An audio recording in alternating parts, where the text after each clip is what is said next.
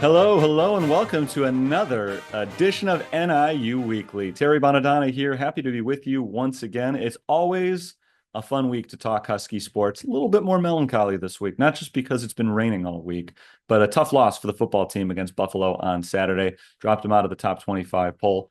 Just one game, though, game number 3 of the season, so still a long way to go. We're going to talk to Coach Thomas Hammock about the game against Buffalo, the upcoming game against NC State, and how you get back on track, understanding that there is still a long season ahead of us. So still a lot of hope for the football team. And of course, for a lot of other NIU teams as well. We're going to talk with women's golf head coach Kim Kester a little bit later on as well. She's got a very young team, but they have been off to a pretty good start, and they're rolling coming into this weekend, going out to Iowa as well. Few bits of notes for the football team. Game time has been set for October 5th against UMass. It's going to be an early one. 11 o'clock start time. So get your tickets today and you can support the team for the rest of the season. As always, NIUHuskies.com is the place to go for all of your information. Or I guess you just come right here to NIU Weekly. I'll give you some information because we've got some exciting things coming up at that game on October 5th. It's Employee Appreciation Day and it's also Pup Club Day. So free tickets for any of the members of the NIU Pup Club. Which, again, you can find more information on at NIUHuskies.com. It's also Scout Day, so check out the website. There are a lot of group discounts to be had. Don't forget, basketball season is right around the corner. So check out your season ticket options for both the men's and the women's basketball teams. They're starting now in just over a month. I mentioned the Pup Club just a moment ago. Again, NIUHuskies.com. Find your information on the Pup Club because members can get free tickets to every men's and women's home basketball game all throughout this season. So exciting stuff going on with the basketball team coming up very soon. When you go to the website, you can click on the NIU Pup Club under the fans tab. That's how you can find more information on how to get involved in that to get your free tickets to NIU athletics all throughout the season. And of course, for that football game on October 5th. All right, we've got some really good guests today, so I don't want to waste any more of your time with just me rambling here. Let's get to it.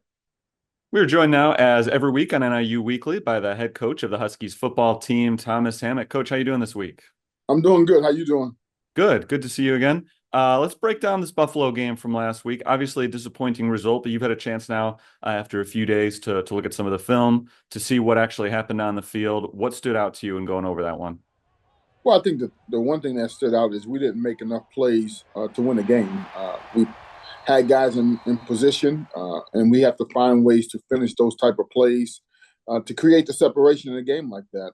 And we have to play better. I think our players did a great job this week taking accountability. The coaches took accountability.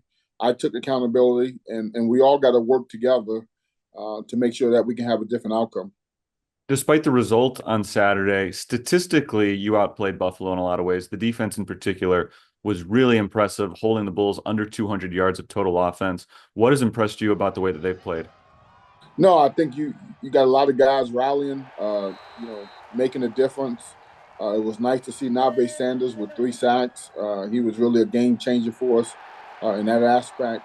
And outside of 2 plays that we gave up, you could say they had 120 plus yards of offense. So they're doing a lot of good things really, really well, working together. Coaching staff is doing a great job of putting them in position. We just got to make sure we can, every single play may be the play that affects the game. You mentioned Nabe Sanders with his 3 sacks. He also forced a fumble. It was the biggest sack game for any Husky since 2017 when Sutton Smith had 3 sacks in a game.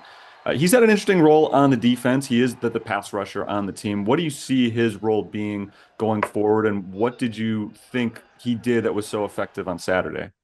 Well, I think, obviously he's continuing to develop. It's good to see because, he goes against our starting offense on the compete team during the week as well. So he splits time. But he's increasing his value for our defense. He's an excellent special teams player. But the most important thing about Nabe was, he made a commitment this season to gain the weight. Last year he probably played about 215.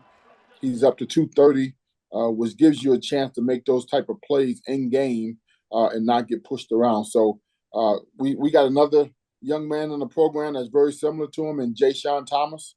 And hopefully those 2 guys can really give us something on the edge as we start to get people behind the sticks.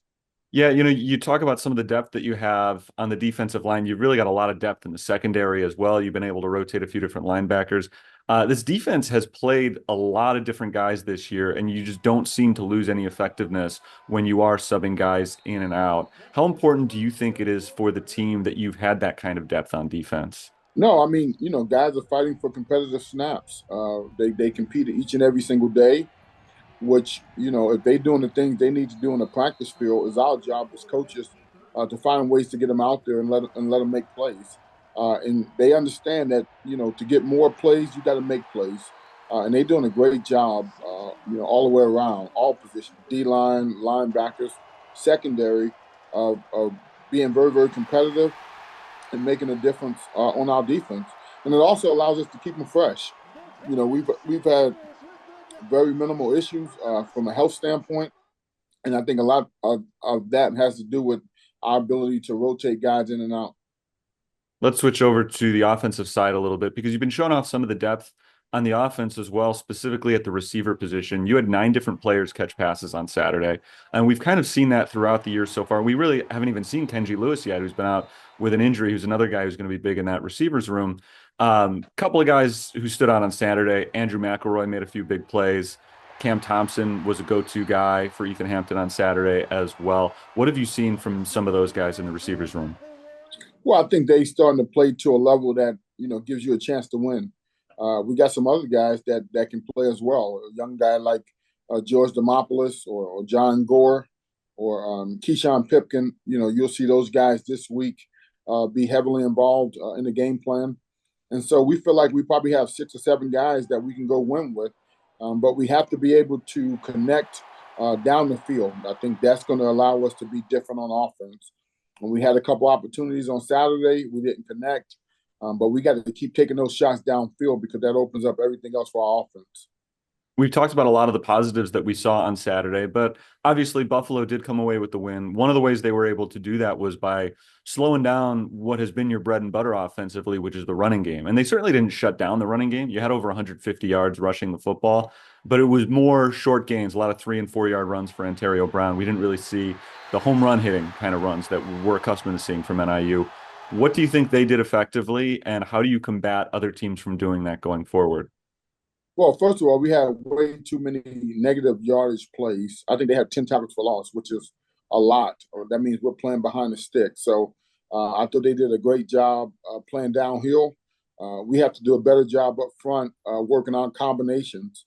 They didn't do anything in the game that we wasn't expecting. We just didn't play fast enough at the point of attack to take advantage. And so, for us, it's hard to run the ball if you're getting hit in the backfield. So, I really like the look of our offensive line this week. They've been engaged. They understand that they need to play better. We build our team inside out. And if we don't play well on the offensive and defensive line, it's going to be hard for us to win. So they got to take ownership, and then move forward for this week. One of the things we talked a lot about after the Notre Dame game was, yeah, it's a great win, but it's week 2. We got to do this 10 more times. So you don't want to get too big ahead about that one. I think it's the same way this week. It's a loss against Buffalo that you didn't want to take, but it's still the 3rd game of the season. You've got a long way to go. So how do you do that with the players, maintaining an attitude of making sure that this is just one game, we're moving on from this? No, I think the biggest thing is accountability, right? We didn't play well enough, and that's on us. We have to own that. And so in order to move on, you have to own what you did. And I thought our players did a great job on Monday morning owning it. They understood the things we need to do better. And then we move forward at that point. So, just like Notre Dame was just one game, this was just one game. And we got to move forward as a football team. And I like the way they move forward in practice. We're moving forward to NC State this week. You're back out of conference for another couple of games. It's another big atmosphere going to a big stadium and a major conference program. Obviously, they're not going to be intimidated by that after having played at Notre Dame and winning at Notre Dame, but it's still a little bit of a different ballgame now going to NC State. How do you feel like the team is prepared for that one?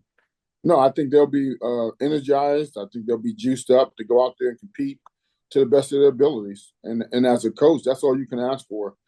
Just give us everything you have, one snap at a time. And then, at the end of the game, we'll figure out if it was good enough or not to win. Having looked at NC State, they're coming off of a loss against a very good Clemson team. What have you seen from them on tape, and what can we expect on Saturday? Yeah, I think, offensively, they got a lot of weapons. They do a great job trying to get speed and space. Defensively, they have a unique scheme with the 3-3-5 defense, which creates a lot of issues from a movement standpoint and unblocked players at the point of attack. So we have to do a good job being locked in that regard. And then on special teams, they're going to be very, very aggressive in their approach, very physical, very athletic. So we have a challenge in all three phases that we got to make sure we step up to. How important do you think it is to come out? And I'm not even talking about the result necessarily, but come out with a good showing, knowing you're coming off of a game that you weren't happy with. You come back out on Saturday. How big is it just to jump out to a good start in that one? Yeah, no, we fully expect to go out there and compete. Our players are excited about the opportunity, and they're excited to, put last week behind them and go play their best football. Coach Thomas Hammock, thank you as always for the time. It'll be a fun one on Saturday at NC State. Thank you, and go Huskies. Our next guest here on NIU Weekly is 13th year head coach of the NIU women's golf team, Kim Kester. Coach, thanks so much for your time today. Welcome to NIU Weekly. Yeah, thank you so much for having me. Let's break down the season as it's gone so far. We'll talk about the roster a little bit as we look at the 2024-25 team. You've got a lot of new faces this year, 8 women on the roster overall, 5 of them are new to the school. Tell us about the newcomers, and now that you've had a few weeks to work out with them, how they've looked so far in their transition to DeKalb. Yeah, no, it's been a very fun start to the year. I mean, it's new to us with this many new faces, so it's a learning process all over again, but it's been great. And every single one of them has really came in and adjusted, pretty well to the college game. A couple of them have already had a couple tournaments in under their belt, and they've adjusted to the college level really well, and we're really excited for what the year has in store for us. Well, I mentioned you have 8 players total on the roster. I'll do the quick math. 5 of them are newcomers. So you've got 3 returning veterans this year. Tell us about who they are and how they've been able to lead the team so far this season. Yeah, no, if Caroline, Joe, and Ava returning back, and Caroline has been in both tournaments so far. Joe's been in the first one, and Ava played the first one as well. So just kind of that leadership of making sure the younger kids and I mean Emma's a new face in her 5th year, but making sure they're at the places they need to be, prepared for each event. They've really stepped up and done the behind the scenes work that takes a little bit of pressure off Andrew and myself. So. It's kind of that silent leadership that we like to see, and we've always said we want everybody on the team to be a leader, but those 3 have really, Joe and Caroline for sure have stepped up in the background and made sure that the transition has been super smooth for the freshmen and Emma as a transfer. Let's break down some of the early season performances you had. As you mentioned, 2 tournaments. You're at Illinois State and you're at the Michigan State tournament. What have you seen from your players so far, and how have you felt about the way they've performed? Yeah, just a lot of fight in them. I mean, Michigan State this past weekend, super tough. And with the conditions, the strength of the field, everything involved with that. But just they don't give up. And, they're eager to learn. They're eager to get better. I mean, we get back home and they're already talking about going to practice on the day off. And that's what you like to see as a group of ladies that really want to get better each and every day. And we're hoping we can continue that all throughout the year. Obviously, it gets a little tough when winter comes and being inside and all that fun stuff, but they just want to get better and they love the game, and that's what we love to see. If you could pick out a few standout performances from these last few weeks, who do you think has really stepped up for the team? I mean, you definitely have to look at Alexa for sure, first year player on the team, and she's led the team the past 2 tournaments. So it's always fun to see a freshman come out, guns a-blazing in a sense. And so that's been really well. And, Mia improved from last event to this one. And I mean, every single one of them really has done something. Caroline has been putting the ball in play a lot more, giving herself more birdie opportunities. And I mean, the list goes on. And they all step up in different ways at different times. And Dakota had a great first tournament, had a little bit of struggle this week, but we know that she'll rebound pretty well probably for the next event and whatnot. So, and then obviously with Emma coming in, having great success at the D3 level and just bringing that team camaraderie and the steady play that she's had the past two events as well is something you definitely look for in a grad transfer. So every single one of them has stepped up in a different way. You got some big tournaments coming up. You're at Iowa first, and then back in the Chicago area, which is nice. You're playing close to home at a legendary course. You get to play at Medina. What are you Yeah. looking forward to most over the next couple of weeks? Yeah, it's going to be a tough stretch. I mean, obviously these three tournaments in a row with Michigan State, Iowa, and then Illinois at Medina. Just something we want to take away something from every tournament that we can improve on. Obviously, every tournament's a stepping stone to the MAC championship. You enter tournaments to win and you want to do your best, but you also need to take something away and how can we be better for the next one? So that's what we look to do at each event and how can we put ourselves at the end of the year in the best position to win the MAC championship. The schedule's very challenging. I mean, we're going up, Ole Miss last week, they won the and national championship in 2001. We're going to see Alabama at Illinois. We're going to see Auburn, Georgia. Michigan State's always been a big contender in the Big Ten. UCLA, who finished runner-up at the national championships recently. So we're putting the players against the best players in the country, and if we can play with them, we can play with anybody. Do you like that to kind of give them a view of this is what you can be if you really play to your best abilities? Yeah, for sure. I mean, with such a new group, they kind of don't know any better with different teams and all that kind of stuff. We know it's going to be challenging. We're okay with that because it's only gonna get better down the road. So yeah, we're super excited for the challenge at hand, and if there's any group we could do it with, we'd love to do it with this one. And as long as they give it their best and we know we gave it our all and prepared the best we can, that's all we can ask at the end of the day. We talked a little bit about playing at Medina, which of course is a legendary course, but you get to play at a pretty legendary course all the time. The longtime home of the Huskies is Rich Harvest Farms. What has that facility meant to you and to the NIU golf programs? Yeah, we're so lucky with the Rich family and what they do for NIU golf, and it's allowed us to compete at the schedule we have. The fact that our players have full access, 24/7 essentially out there, and every tool they provide us has led to the success of both the men's and women's program. And we're just so grateful for everything they do for us, the staff out there. It's really a family type atmosphere, and it makes going out there every day so fun because you feel wanted, and that's what you don't get that a lot in golf at a lot of places, but the fact that they want us there is super huge. Mr. Rich, and he loves seeing the players out there and just interacting with him. It's an amazing experience, and we're so grateful to have them in our corner.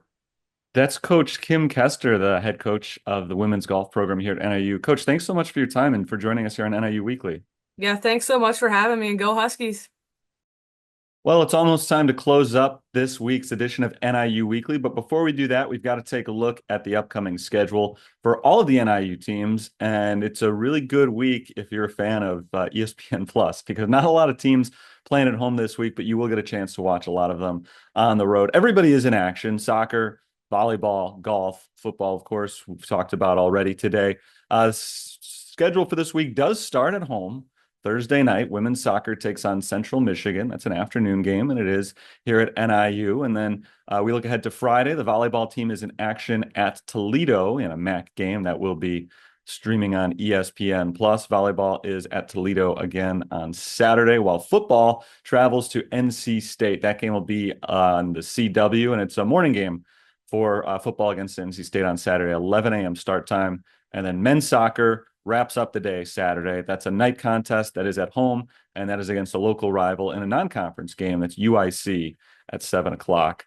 On Sunday, women's soccer is at Buffalo, and golf tournaments begin. Men's golf is at the Badger Invitational in Wisconsin on Sunday, and then Monday, Tuesday, golf continues for the men and for the women that we talked with Kim Kester about a little bit earlier. They are in Iowa City for the Diane Thomason Invitational.